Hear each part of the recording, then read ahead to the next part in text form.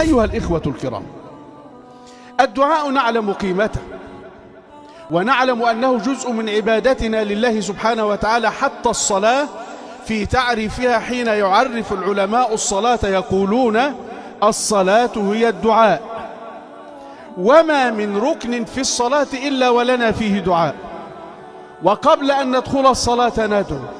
ونحن في أثناء الصلاة ندعو، وقبل أن نختم الصلاة قبل أن نسلم ندعو، وبعد أن نسلم ندعو الله في كل الأوقات، لأن الدعاء عبادة، ليس مجرد وسيلة نتوسل بها إلى الله سبحانه وتعالى، فإذا أعطانا استغنينا أو توقفنا عن الدعاء، ولكنه عبادة مستمرة في حياتنا، سواء أعطينا أو منعنا،